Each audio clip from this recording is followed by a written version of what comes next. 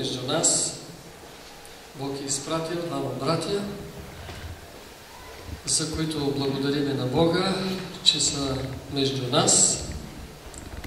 Слушали сме, гледали сме по интернета за брат Али. Днеска Господ ни го изпраща на живо. И да го видиме, и да го чуеме. И както казва Словото, да кажем благословен, който иде, Господното име. Добре дошли, нали? Заповядайте.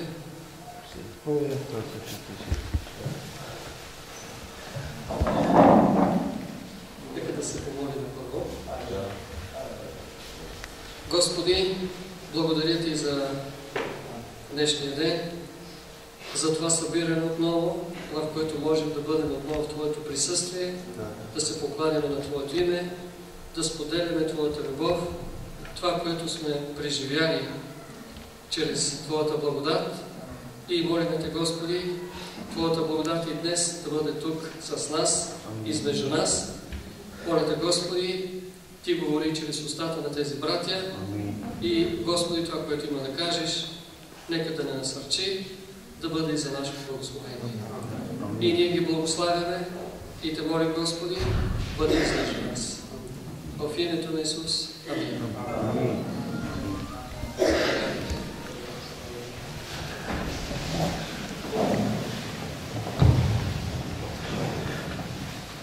Слава на Господа, брати и сестри! Чуваме ли се?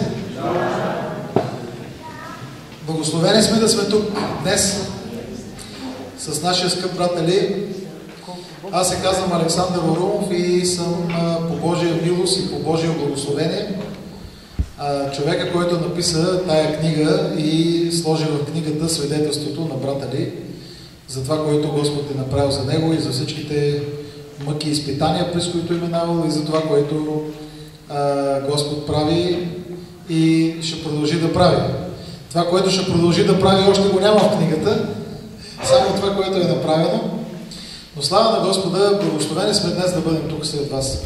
Защото има скъпоценни души навсякъде, които да бъдат спасени първо и след това да бъдат насърчени, когато трябва да бъдем и изобличавани от Господа, но винаги и всяко нещо е за наше добро.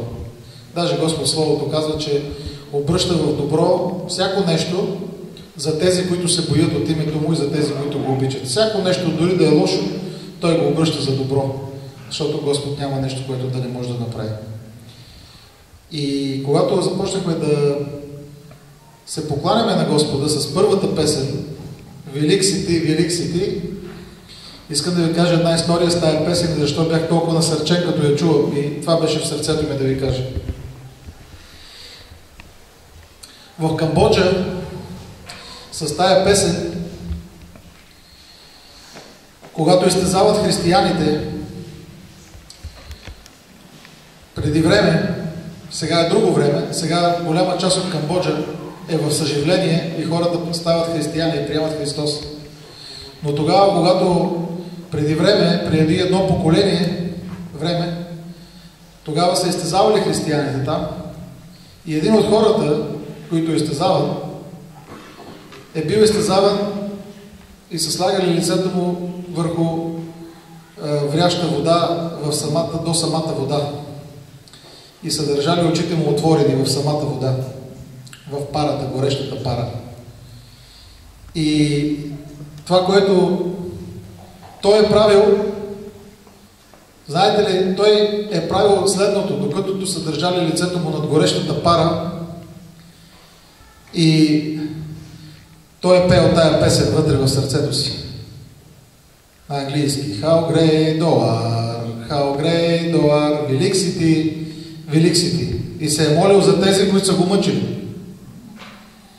И днес този човек е един от хората, които са сред мощните инструменти на Господ в Камбоджа и там младите хора масово приемат Господ. Масово. Хиляди, стотици хиляди хора приемат Господа. И е време за съжаление, брати и сестри, и аз няма да говоря много, защото брат Али има какво да ви каже. Само искам да ви кажа нещо. Ние сме тук за славата Божия. Не сме тук не сме дошли, не сме станали в 6 и нещо и и така нататък, да пътуваме от София да дойдем тук за славата на някой човек. Нито за славата на брата ли, нито още по-малко за мене. Но ние сме тук дошли, за да изявим славата на Господ, в който вярваме. Господ, за който няма място, където Неговата ръка да не може да се протегне. Няма място, където Неговата ръка да не може да достигне и да спаси, когато човек го потърси. И наистина е време за събуждане. Понякога ни е много трудно да дойдем на време на църква. Уморени сме. Понякога ни е много трудно да станем на крака да хвалим Господа. Уморени сме. Само че Господ, знаете ли какво казва? Аз дадох най-доброто. Единородния си син на кръста, за да умре за вас. Дадох невинния за вас грешните. И искам от вас най-доброто. А дали го давам, брата и сестри, най-доброто? Аз за себе си, брата, казвам, че не винаги е така. Не винаги е така. И дали го обичаме в сърцето си, както той каза, първата заповед, да възлюбиш Господа както себе си. Наскоро се молих и проповядах в една църква, Господ отвори врата и беше привилегия за мен да отида и да говоря пред хората. И се молих сутринта и казах: Господи, Ти си създал небето и земята. Земята е подножие на Твоите нозе. Вселената я държиш в ръцете си. И аз съм искрен, и това е така. И когато се молих, в ума ми Господ изпрати една картина, как моя син, той е на 19 и слава на Бога, той е вярващ и е посветен в църква и е един добър син. Аз съм благословен с добър син. Имам и дъщеря малко по-голяма. Същото мога да кажа за нея. Но дойде в представата ми сина ми как влиза и застава пред мен с едно очакващо все едно съм го извикал. И ме погледна и каза, нищо не каза, просто ме гледаше в очите и очакваше аз нещо да му кажа. И Господ ми каза: какво искаш да ти каже сина ти? И аз казах: Господи, пак продължавам. Ти си велик. Ти си създал небето и земята. Той каза: знам. Държиш вселената в ръката си, знам. Земята е подножие на твоите ръце и това го знам. Какво искаш да ти каже сина ти? Какво искаш да ти каже сина ти? Обичам те. Обичам те. Нали това искаш да ти каже сина ти? И аз казах: да. Ами казва: и аз искам това да чуя от теб. Аз знам, че съм направил небето и земята. Аз знам, че държа вселената в ръката си. Само едно не знам. Искам да го чуя. Аз виждам и сърцето ти. Обаче искам да го чуя. Обичаш ли ме? Сине? Сине? Обичаш ли ме? Това да кажем на Господа. Боже, обичаме те. Възлюбили сме те в сърцето си, Господа. Да го търсим със сърце, брати и сестри. Не с леност. Той заслужава много. Той заслужава всичко. И нищо не може да направим, за да платим това, което Той е дал за нас. Но какво да направим? Какво ще даде сина ми на мен? Аз съм го създал от себе си и майка му. Дал съм му образованието. Гледам го, продължавам да го подкрепям. Той е студент, плащам му образованието. Какво ще ми даде той? Аз само искам да чуя: тате, обичам те. Ето това е. И оттам нататък, брати и сестри, сине, кажи какво искаш. Всичко му е твое. Всичко му е твое. Всичко ще направя за тебе. Всичко ще направя за тебе. Само ми кажи: обичам те. И, брати и сестри, аз спирам до тук, но нашия скъп брат Али ще ви каже докъде може да достигне Божията любов до дъното на ада, за да го вземе оттам и да го сложи днес пред нас, като един скъпоценен диамант за Божия слава. Благословение бъдете в името на Исус, обичам ви наистина. Бог да ви благослови. Брат Али, заповядай.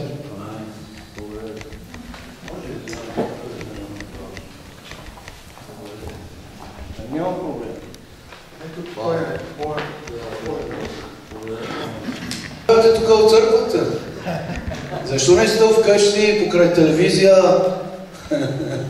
някъде гости? Слава на Бога наистина. Млади хора, истината това е, че събираме да чуваме Словото, събираме да свидетелство даваме на тая живия Бог. Живия Бог, мощния Бог, който има огромна сила наистина. Аз много се радвам, че съм тук в Петрич, откакто аз от 4 години го освободиха от затвора. Първо извинявай за моят български език, малко моят български ръчник е беден, но ще се разбирам. И от 4 години, откакто ме освободиха от затвора, аз първи път идвам в Петрич. Стария ми живот много идвахме тук, много минахме тук във ваш град. Аз се казвам Али Дини, аз съм роден в един мюсюлманско семейство. Майка ми е като пастор на жените. Не знам дали знаете или не, там в мюсюлманите жените отделно, мъжете отделно се бират. Майка ми е като пастор на жените и четат Коран, изучават. Аз пораснах в такъв семейство и бях тинейджър, когато в Иран войната, там в Иран революцията стана. Нашата държава беше царство и после стана Исламска република. И никога не забравям, аз бях толкова тая младеж, даже малко по-голям. Ние живяхме до Акуловръстното, минаваше тировете, с български регистрация, швейцарски, не знам, немски, гледаме там номерата, викаме, виж, той е немски, тая е български. И не мина година, когато стана революция в Иран. И бях израснал, някъде 13 годишен вече. Аз бях по-висок от Клашинков. И там в джамиите ни учиха и който може носи му дават и ходят, но патрулирахме там в Акуловръстното. От преди години там броехме камионите, сега спирахме и патрулирахме. И бях вече младеж, когато войната Иран-Ирак започна. Войната Иран-Ирак, когато почна, аз бях младеж, да. И там, нали, ние просто революцията, която стана, от вярата, която имахме и войната, която между Иран и Ирак стана, на нас учиха от джамиите, че войната е свещена война между правдата, ние иранците, и неправдата, иракчаните. Аз съм сигурен, Саддам на иракчаните учише, че те са правдата, ние сме неправдата. И просто войната, когато почна доброволец, ходих на войната и там, докато бях на войната, ние в името на Аллах ходих там и ни учиха така, че те са неверници, против нас и така нататък. Докато бях в войната, аз какво да ви обяснявам? В войната просто може на 2 думи да ви кажем. Духът на смъртта се обитаваше там в войната. Аз там, много от моите приятели умираха пред очите ми, в ръцете ми.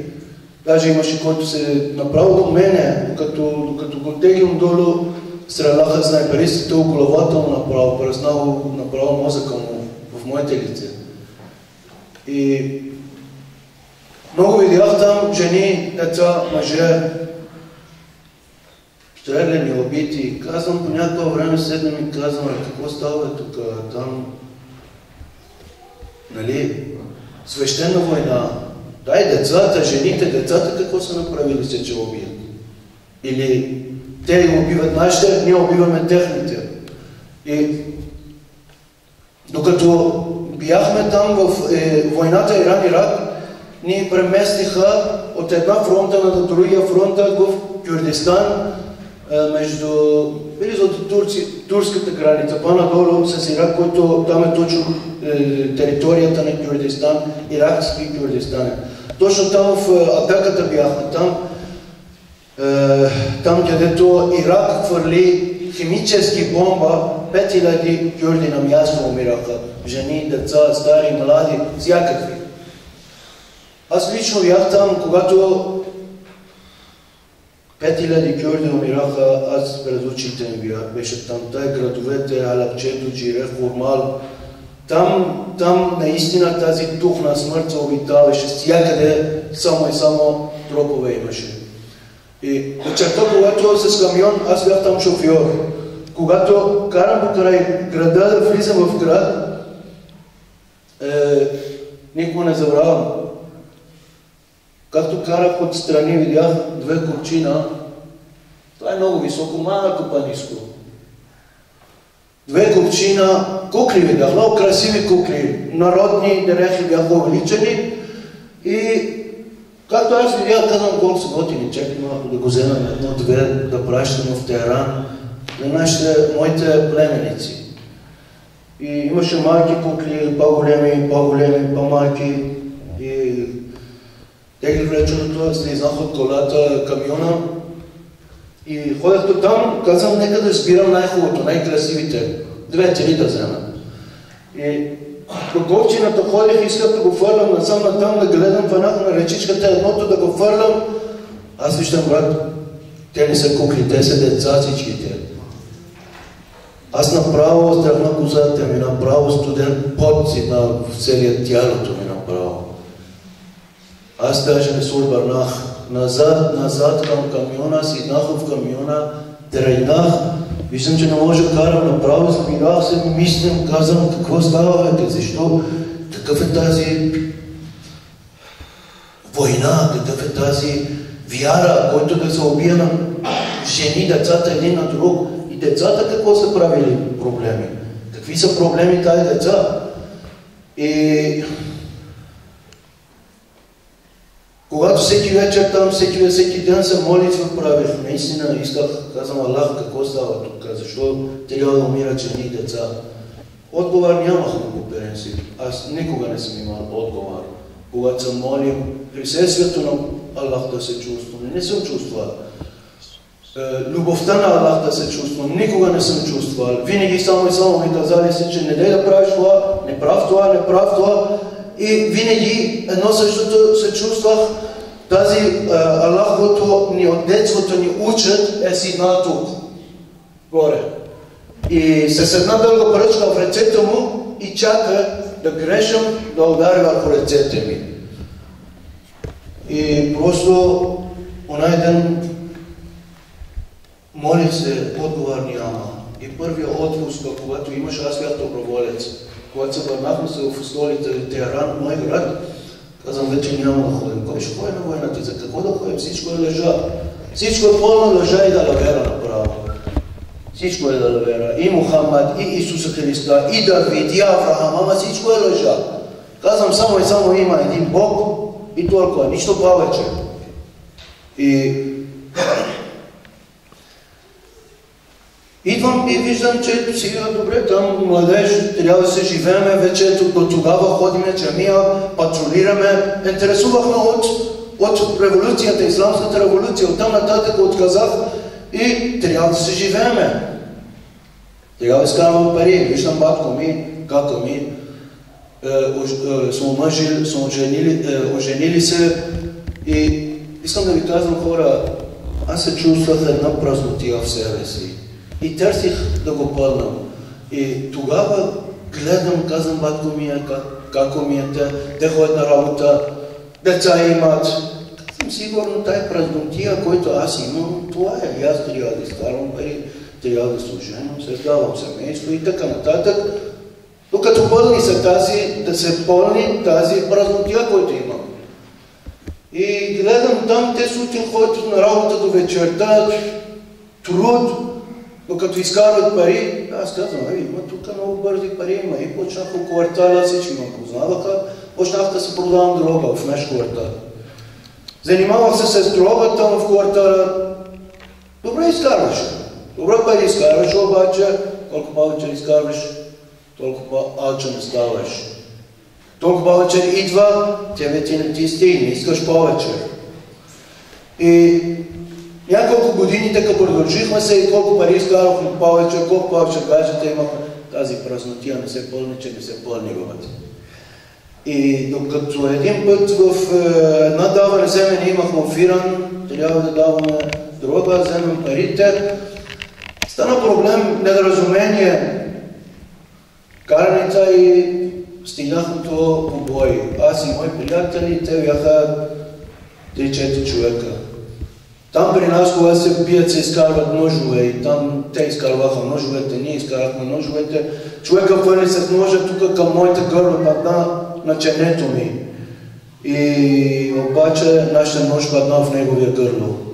Той падна, се умира и в Иран ние сме шериатско закон имаме. Зъб за зъб, учи да учи. Убийци трябва да бъдеш убит. И казах на мои съпросесни приятели ми, братан, дай да си изчезваме, че тук вече ни чака въже.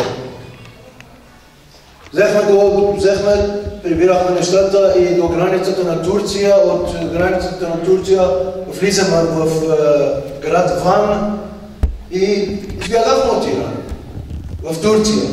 Ни паспорт имаме, ни толкова пари имаме. Целта това е, че да спасяваме живота, да не ни обесят. Влизаме в Турция. Влизаме в Турция, когато стигнем в Турция, пари нямахме и там туристически държава, една бърз пари, един грабеж, правихме в Истанбул купихме паспорт фалшив и един Мерседес 1990 години беше точно. От граница влизаме в България. От границата на Едерне, на турската граница. Когато влизахме тук в България, извинявайте,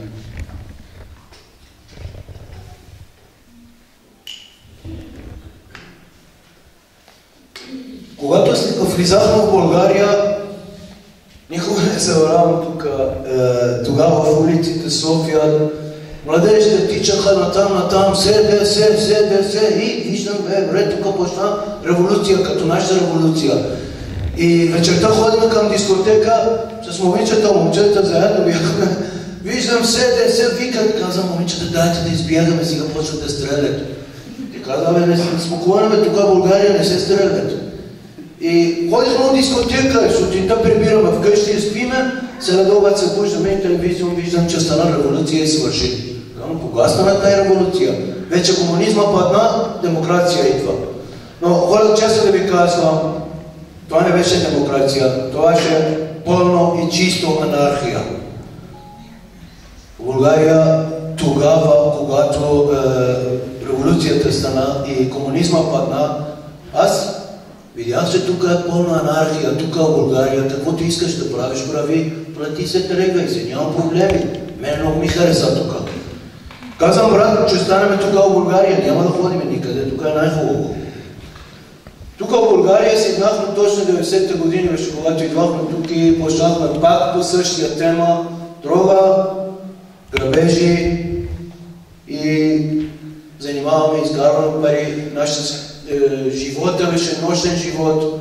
Въобще много малко се виждахме през деня, светлината на деня.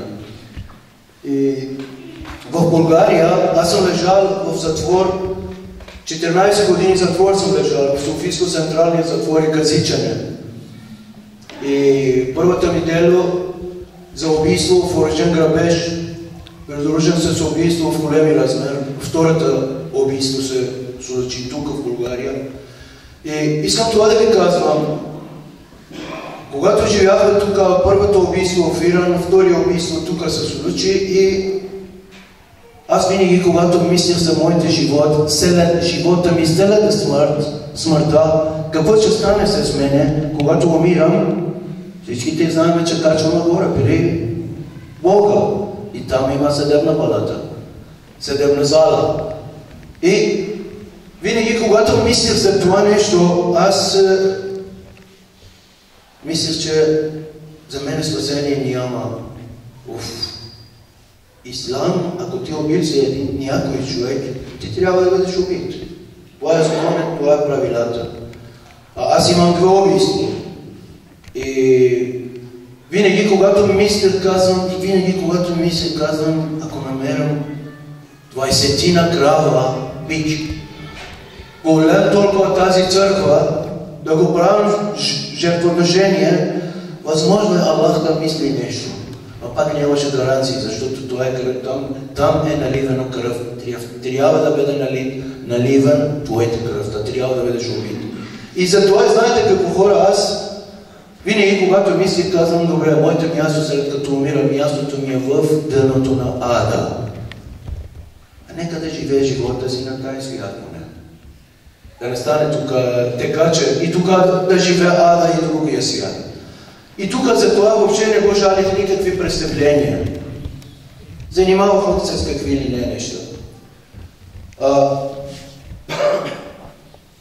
Когато за убийството ни хванаха, бяха в затвора, много пари харчихме, станахме там и освободиха ме. Когато ме освободиха, аз вече тук в България познавах подземен свят, почти всички философия. Много пъти тук Сандански, Петрич съм идвал. От тук много работи ни водиха до там. И искам да ви казвам, че хора, аз за вторията ми дело беше, когато ме фанаха за отвеличането на англичанин в Влайтричко. Когато ме фанаха за отвеличането, аз в затвора вече втори път лежим и съм рецидивист. Всичките ме познават, старшините ме познават, хората ме познават. Аз съм лежал в затвор, а в затвора е един затворен място в затвора, за да ти мине време, ти трябва да измислиш нещо. Там всеки една минута ти минава за час. Ако не можеш да организираш живота вътре, направо човек се полудява. И аз веднага се организирах, вече бях рецидивист там. Поръчах отвънка ми пращат heroина вътре и оттам вътре почнах да се занимавам. Вътре затвора дрогата аз давам. Нямаше конкуренция, защото най-хубавото дрога аз давам. Директно от Иран идваше, нямаше конкуренция. И друсах, и продавах, и нямаше време. Докато един ден, когато аз идвам в келията ми, друсам, бях много друсен. Идвам в келията, аз имах един секелийник, който Майкъл Капусти му викаха, много голям шум дигнаха около него дело, един банкер беше измамник.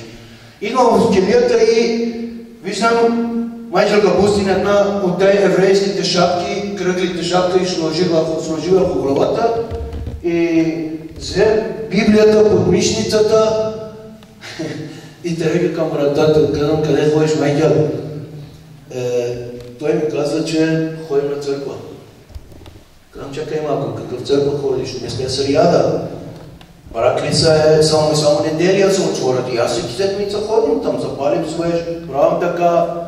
И той ми каза, че не, това не е православна църква, това е протестантска църква. Аз първи път чувам за протестантите, казвам какви са тази новите модели вече. Казвам, че може ли аз да дойдам на църква?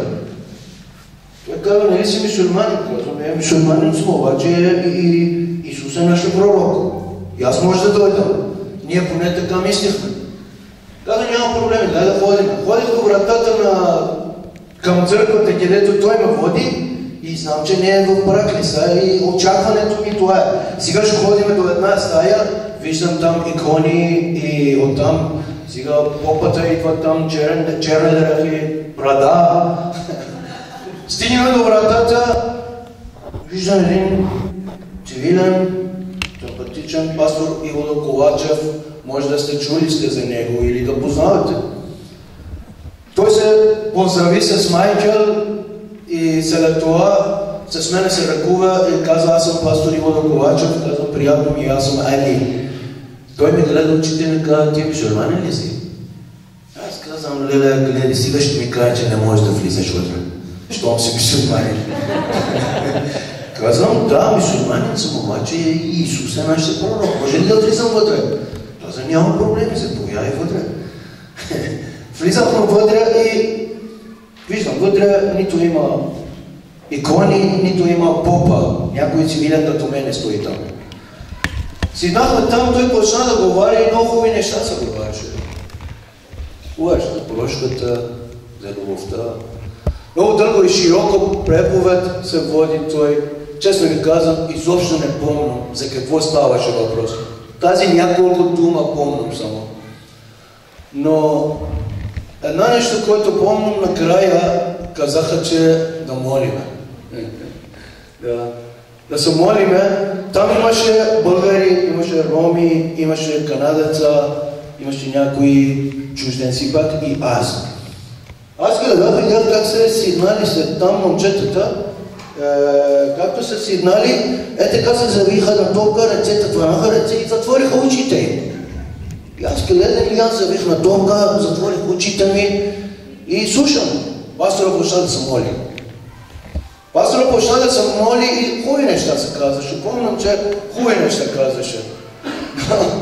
Както се молише, аз се чувам, че превеличава гласа му към мене. И както стигна до мене, бавно стигнеше, той се молише едно по едно за хората. Както стигна до мене, ръце полага върху моята глава, както аз бях завит, затворена очи и така, той почна да се моли. Аз честно ви казвам хората, тогава бях досал най-хубавото дрога на света, най-силното. Той ръце полага върху моята глава, когато почна да се моли, едно същото нещо е така излива в мене. И такъв мир, такъв замайване ме фана. Аз казвам, Господи, какво беше това нещо, тай човек, какво ме направи? И просто, когато молитвата се свърши, аз останах там с един пълен мир от тази стая, слизнах вънка. Ходим към келите ни. Вечерта винаги хора, искам една нещо да ви казвам, може и вънка има такива хора. Вечерта винаги, когато исках да спима в затвора, не казвам лека нощ. Моята дума за спане беше това. Айде, момчета, време за война, за леглото. Защото когато влизаш в леглото, когато одялото завиеш с одялото върху главата ти, почват мислите да дойдат, почват депресията да дойде, мислите за после, мислите за това, че какво ще стане с тебе, почва атаките да дойде, ти въртиш и въртиш и въртиш. Чаршафа става под тебе една топка направо. Аз не знам, който преживял това нещо, много добре ме разбира. И аз тогава, за да не се преживявам това нещо, пушам хероин, оттам вечерта, за да спим по-спокойно, пушам 2 цигара шиш, да ме държеше направо спокояве. А виждам, че пак не върви. В затвора имаше една хапче за спане. 100 мг Лепонекс. Тази хапчето, ако даваш на кон, вярвай ми, ще падна без съзнание. И аз го чупам, 1/4 пием, палош от тази кон се паднало без съзнание. Това не беше спане, беше направо в безсъзнание. До сутринта или следоват утре да се буждаме, пак почваме много, както винаги живота ни. Дрога, пак дрога и така нататък. Искам това да ви казвам, след това, всеки сериада вече нещо едно същото, като магнит ме дърпа към тази стая. Всеки сериада чакам отдалеч, отзад решетката пастор Иво Ковачев да дойде да ходим на събранието. Ходим на събранието, зад прозорецата е където беше там, наркоманите оттам идват, свират там, аз там стоим, аз съм дилерец. Свират се там, аз гледам, пастор ме гледа, аз гледам на тях, не може да им карам да се мъкнат. И казвам, пастор, извинявай, сега ще дойдем, ходим вънка, аз им давам, вземем парите, клиента има право, трябва винаги да му оправиш. Оправям се, връщам се, пастор, извинявай. И той разбираше, но оправише, че нищо не разбира, не знае. Седнем там и за 2-3 месеца така мина. Докато точно когато ние бяхме в затвора, когато аз чакам основно пресрочно да напуска, Обаче, след нашите дело за увеличенето, стана тази дело, което, как се казва групата, наглите. Когато хванаха наглите, в телевизион и новините голям шум дигнаха, че да, вие много малко приседе дадохте на увеличението на англичани, хората не се плашат, затова правят по-големи организации. И службите не искаха да ни пускат условно предсрочно. Аз бях направо полудял тогава. Аз писах молба за прекъсване. Един краката ми е протеза. И писах за да ме пускат да ходим на болница, за протезата ми да се оправя. И те подобриха. И аз веднага фанах от вратата, когато слизам вънка, обадих се на момчета. Те ме пратиха шофьора ми, поеха, караха там в Перник някои села. Бяха там един месец, скрих се там. Бях решено, че няма да се връщам в затвор никак вече. Веднага поръчах един паспорт, фалшив паспорт и друга. Паспортът за един месец беше готово и оттам към границата и тръгнах към Англия да тръгвам. И когато тръгнахме към Русе, от границата на Русе да влизам в Румъния, оттам нататък да тръгвам. И трябваше незаконно да слизам от България и оттам нататък с българско паспорт да влизам насам. Вече бях българин. И самата в слизането на границата полицаите ме чакаха, граничарите. Същия човек, който трябва да ме праща, тогава имаше един закон и това, кой бандит, който хванали се, ако предава някого за неговия дело, може да свалят на него по-малко. А той имаше дело и кой по-добре да дава от мене.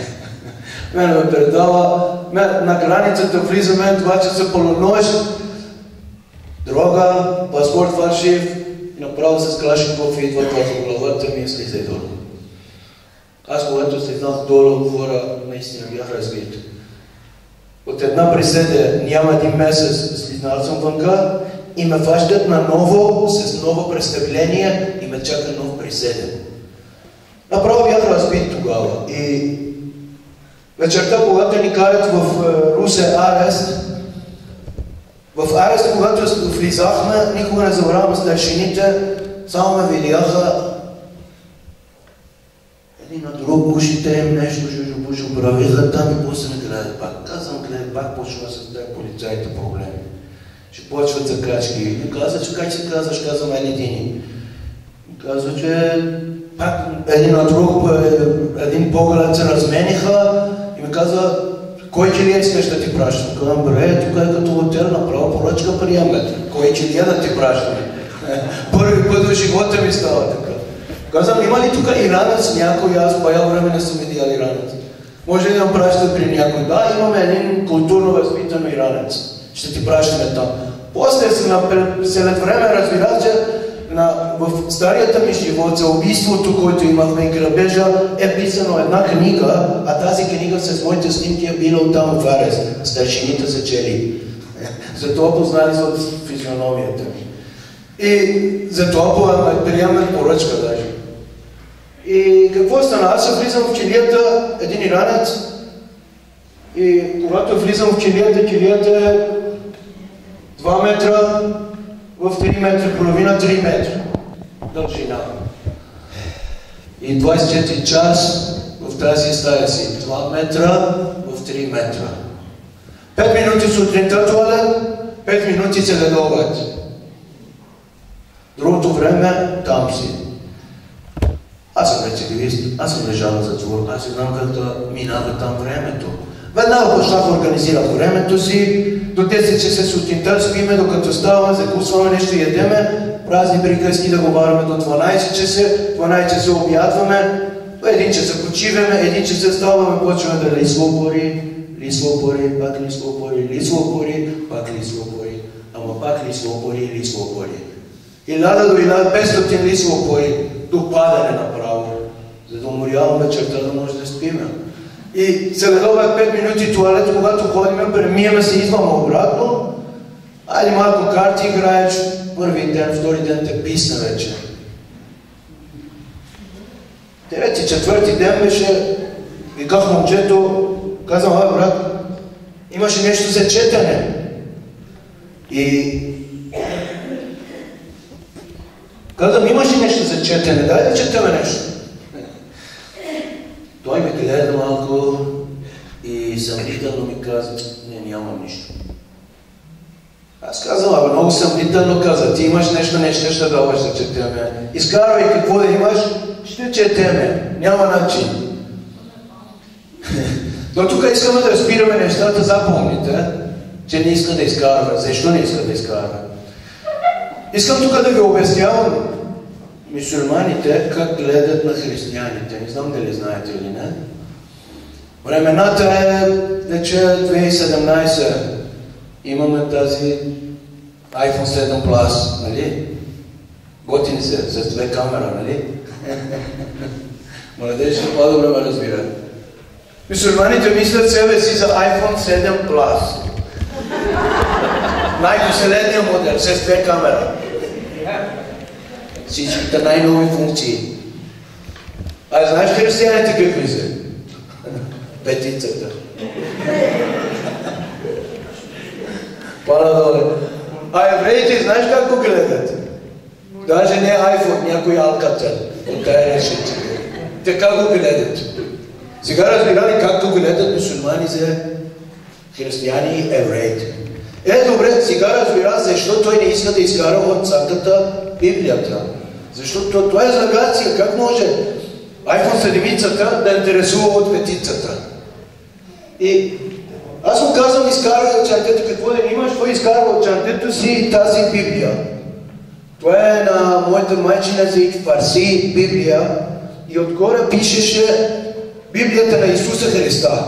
Аз когато видях това направо, изгъбах от ръцете му към, кой ти каза, че не искам да четам? Ще го четем и как? Много се радвах, че видях на ирански език. Първи път от живота ми виждал това нещо. Взех Библията и в моята iPhone 7 Plus казвам, сега ще му фанам грешките на тая петицата. Какви функции нямат. С тази мисъл почнах да чете. И почнах да чете Библията, Евангелията на Матея, Лука, Марк, Йоан. Когато четох четирите Евангелията, първата грешка фанах. 4 различни Евангелия има. Защо не са еднакви? Това е грешка направо. Втората гледам там, казвам, гледай, бред, какви глупости, просто ти пише тук. Ръце полагат, духовете избягат. Духовете почват да говорят с него, а без своите избягат. Как може да така, бе? Невъзможно. Ние 7 клас нямаме такива функции, те да имат. Това е лъжа, бе. Мъртвите възкръсяват и четейки там, когато до там, където стигнахме до там, където няколко парче хляб, няколко брой риба, 5000 човека. Казвам, вече прекали това, вече пълно лъжа това. 5000 човека да хранят. Как може такова нещо? Четохме се там, продължихме по-напред и четем и ха-ха-ха, съснем с приятеля там в стаята, докато тази човек, който даде ми Библията, от стаята вратиха в София в Пусманци. Емигрантски лагер, затворен лагер. И аз продължих да четя Библията, хора. Когато четох Библията, стигнах до Деянията на апостоли. Сред четенето на Деянията на апостоли, аз може да ви опиша Деянията на апостоли на 3 думи. Серия Деянията на апостоли означава Святи Дух горе, Исус горе, Святи Дух долу, църквата напред. Тая 3 неща се обясняваше. Но нещо много интересно, което стигнах там, когато историята на Стифан имаше там, когато убиха с камени Стифан, Павел беше там и държеше дрехите на хората и беше съгласен, че го убиват. И продължих четенето до 9 глава, когато Исуса Христа появява директно и лично на Павел. Павел пада конет и става слаб очите му. И Исус говори с Павел и оттам се появи на Анания. Исус на Анания в сън му казва: Анания, ставаш, ходиш в улица прав, или качи или кой къщи, Павел е там, ще ходиш, ръце полагаш върху него. В сън ръце полагаш върху него, да отвори очите му. Представи се, в сън, даже Анания колко е бил притеснен, каже: абе бате, той иска да ни тормози, да ни фаща, ти как можеш да го ходим ръце да полагам, да отворя очите му? Исус казва: ходи, сложи ръце върху него и да се отвори очите му, че той има много мъки да вижда за моите име. И има да води моите име при народите и царовете. Аз когато четох това нещо, хора, аз блокирах направо. Казвам: гледай, бре, тук Павел ходи и изкарва заповед да ходи да фащат християните, да тормозят, да бият, да убиват. Казвам: бате, той по-бандит от мене, той тормози християните. Аз поне имам това убийство. Подземен свят някой наркодилер, наркобос. Аз християните не съм тормозил. Той тормози даже християните. Гледай, бре, Исус му появи и той става чисто ново. Раховете всичко падат. Почна да ми харесва, тази петицата има хубави функции. Ние в седмицата нямаме такова функции. И продължих да чете по-натам и когато четейки Библията, веднага след Деяните на апостоли,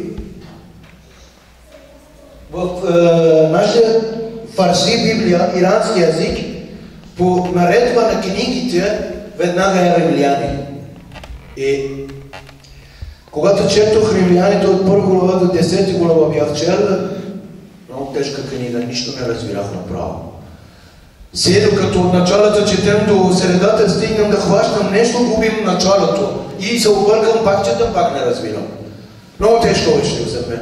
Но когато стигнах на 10 глава, 9 стих, и там, където казва: ако от уста ти изповядваш, че Исус е Господ, и в сърцето ти вярваш, че е възкръснал от мъртвите, ти си спасен.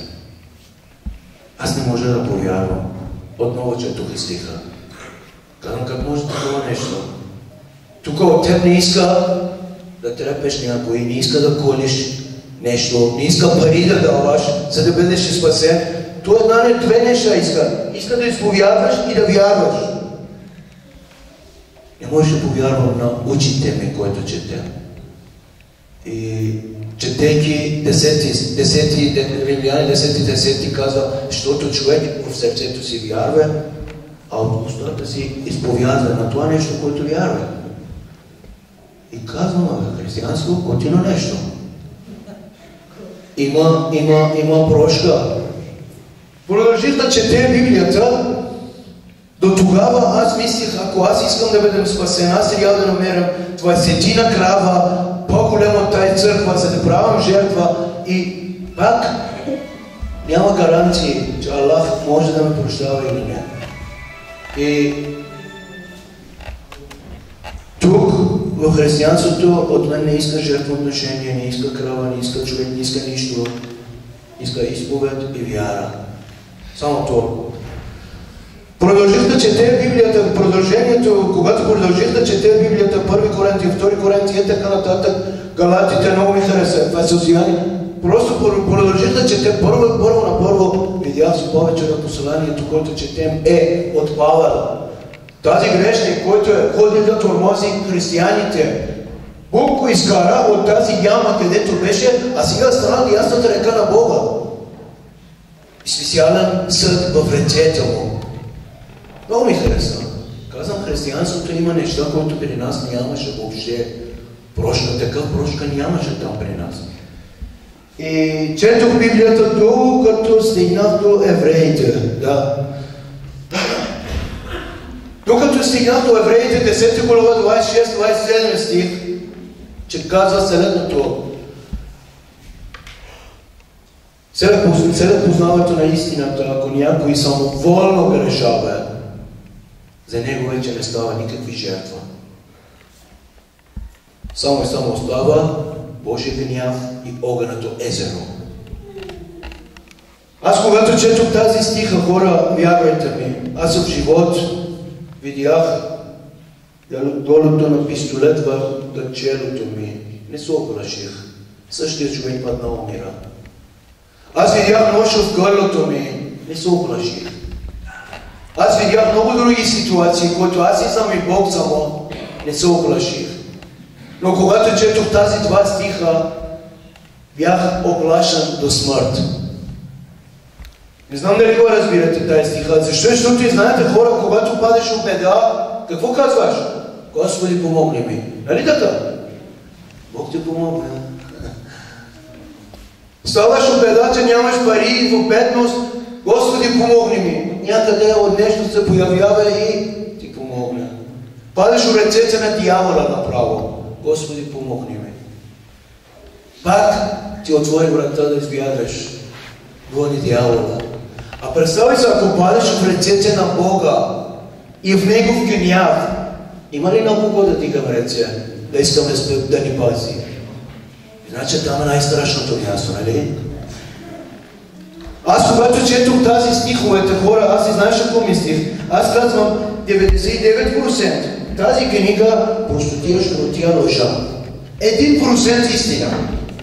Ако 1% само и само каже истината, аз умирам и качвам горе, ще ми каже, защо не повярва, какво ще каже?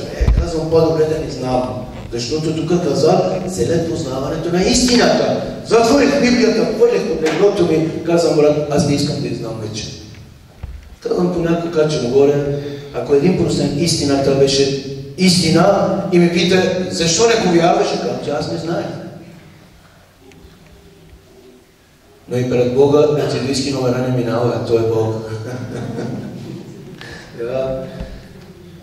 Почнах пак по рецидивски начин, до 10 часа се спане, прази бергърски обяд, почивка, лисва опори, пак не минава време.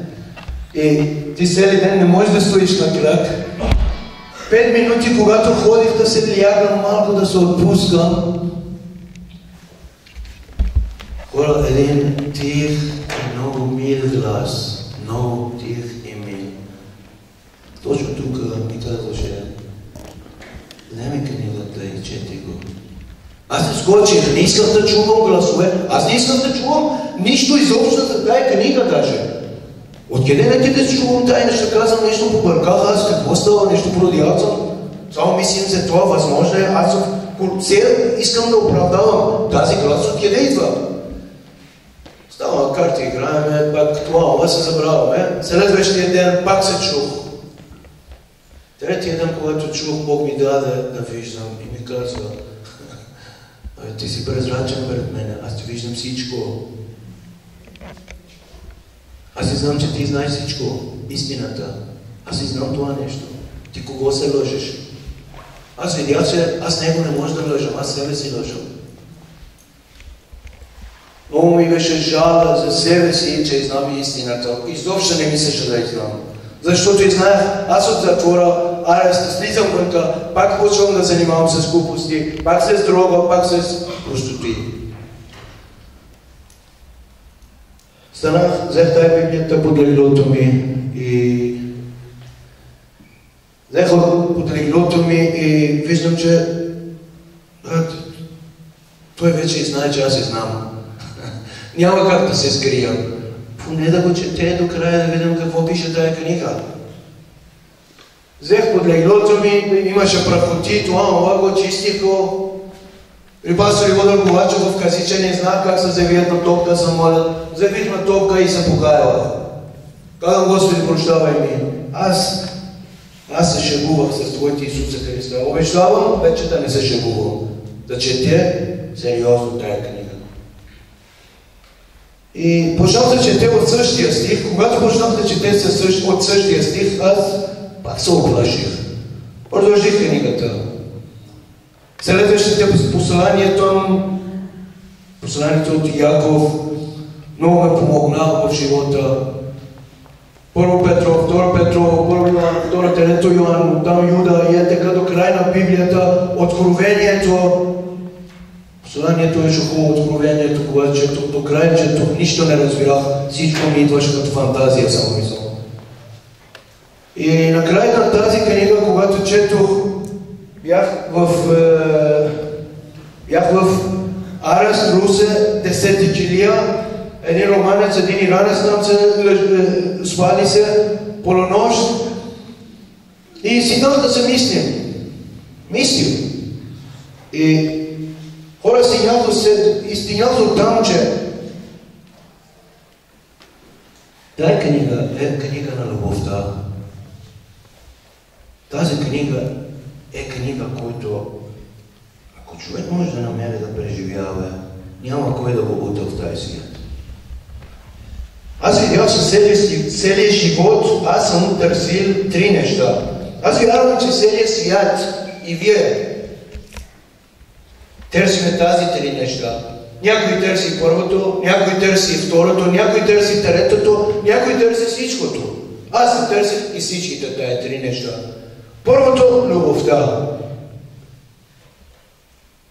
Аз винаги стария ми живот въобще не знам какво е любовта. Аз бърках любовта с страстта. Аз таман, откакто четох Библията, разбирах, че аз не съм знал никога любовта, какво е истински любов. Второто е сигурност. Сигурност. Какво е това сигурност? Сигурност само и само не се означава това, че някой иска да те убие да пазиш да станеш жив. Не. Това е едното степка от сигурността, да бъдеш жив здрав, никой да не те убива. А много други неща има, като имаш децата ти да не са гладни, да не са жадни, да имаш да храниш. Това е сигурност. Утре друго да не искаш да се ожениш, да имаш пари, да вземеш квартира. Утре друго да надят децата. Под наем, сухо мляко, памперс. И това е сигурност.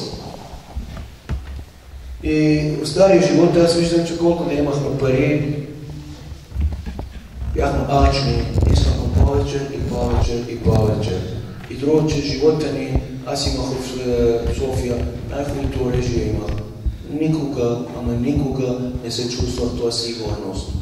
Всякъде, където ходихме по 4, по 5 човек ходихме насам натам. Сам не ходихме никъде. И винаги живяха в страх. Третото нещо е ценност. Да бъдеш ценен. Ценен от жена ти, ценен от мъже ти, ценен от майка ти, баща ти, ценен от обществото, ценен. Е там стария живот, където аз бях, ходиме, вършиме престъпления, изкарваме парите, момчето, евалавате, ти си луд. Даже пагон му даваха един на друг. Ти си луд, да, само искаха да се обърнеш, да го ръгат, да ти вземат и това, който си изкарал с теб. Това не беше ценност, всичко беше суета. И е суета. И когато четох Библията, аз виждам, че тази малка книга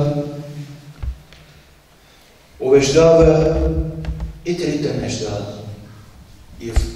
И истинското обещава, не ементе.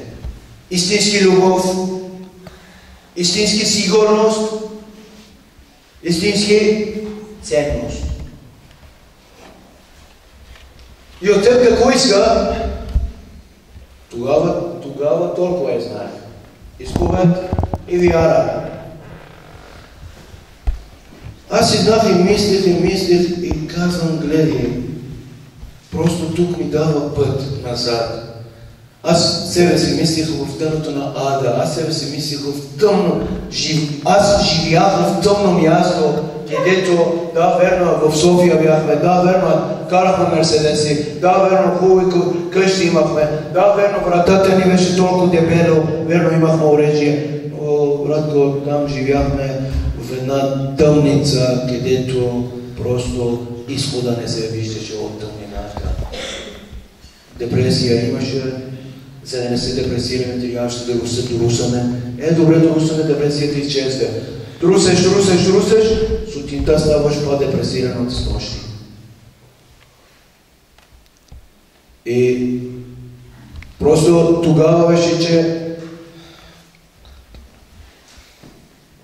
аз видях, че единствения път, единствения място, единствения Бог, живия Бог е тук. Защо? Защото стария ми живот в вярата, където бях, там казва наказание има за хората, грешниците трябва да ващате, грешниците трябва да правите това. Не знам, ти трябва да пият алкохол с една момиче или с един мъж ващат 85 капшат. Нещо наказание има, обесвате. И тук виждам, Исуса Христа казва, врагът, твоето враг даже, ако е гладен, ако е жаден, храни го, насите го. Ти благославяй, ти прощавай. Исус казва, наказанието е мое.